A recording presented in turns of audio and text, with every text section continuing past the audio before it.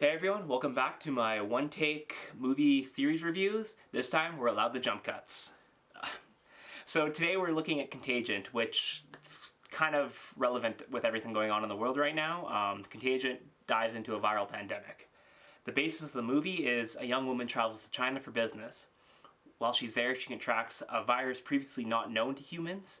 This is known as a novel virus. Right now we have the novel coronavirus, because we didn't know about it before this happened. So guess this is all sounding all too familiar, right?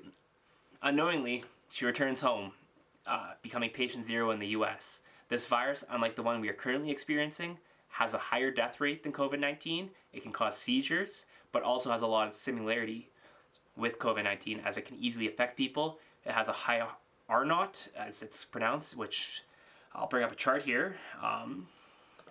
It's how infectious the virus is from one person to the next. So if you look at here, the flu has an R0 of 1.2 to 1.6. So every one person it infects, it can infect 1 to 1.5 people. SARS, which was a big outbreak back in 2002 to 2004, it infected one person, and that one person could infect 2 to 4 people. COVID right now has a R0 of 2 to 2.5. That number's it's got the asterisk there because it's unknown yet, right? As we're still experiencing this pandemic. But back to the movie. The movie's R0, they say, was one person infected 4 to 6 people, which is a lot higher than even COVID right now, and we see how that's wreaking havoc. Woman's husband is played by everyone's favorite Matt Damon. Martian, that's coming up in another one of these. So he finds out he's immune to this virus. So the story kind of follows him and how he deals with the viral pandemic. So the virus rapidly spreads through the US, causing mass quarantines in cities. This one, Minneapolis. So the head of the CDC, played by Lawrence Fishburne, my boy Morpheus, tells everyone to social distance, kind of like we're doing right now, right?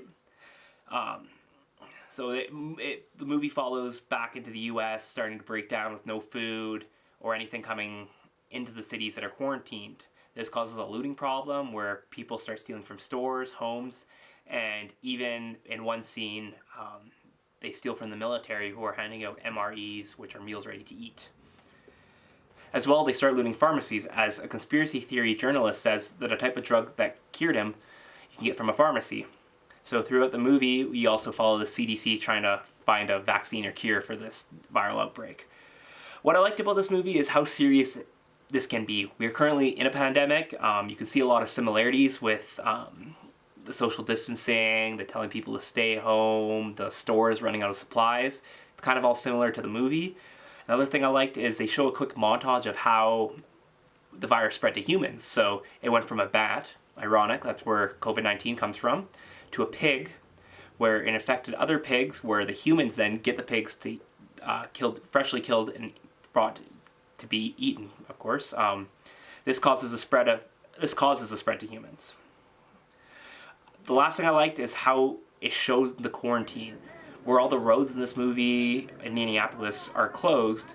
I feel like this is something that we'll probably be seeing implemented soon. I don't think here, but in places like New York, where the virus is able to run rampant because everyone lives so close in New York, and like downtown Manhattan is just lots of people's, right? So at the time of recording this, they have 70,000 active cases in just New York State alone, so I mean, might see a mass quarantine like that soon. Some things I didn't like about this, though, is I thought it moved along way too slowly. You were desperately waiting to see the small, intense scenes, like what happens when the looters come or whatever, right?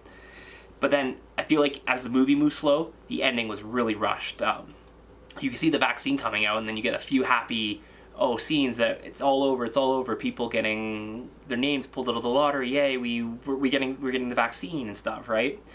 So I didn't like that, and then I also didn't like how they didn't show a lot more afterwards, like the destroyed cities, or like how people are dealing with this kind of now that it's all over, right? Like it's just all you see is a vaccine. And then the last thing, I also didn't like how they didn't show the people that followed the journalist, like read into his stuff, because those are the people you want to see, the crazy people who thought they could be cured from the disease from taking these plants or whatever he said, and they didn't listen to the CDC or WHO, right? Those are the people you want to see, right? Because you want to see, hey, like, are they the ones spreading this crazily or whatnot and stuff? So yeah. So overall, I'm gonna give this 3.5 viruses out of 5. It's a relevant movie right now with going on. It does have some good parts. It's really like shows you what could happen if we don't control this right now. But its downfall is I don't like how slow the movie went and how quickly it ended. So that's my review. So come back tomorrow. we're gonna watch Land of the Lost, because right now everyone needs a smile and a laugh, and who's not better at that than Will Smith.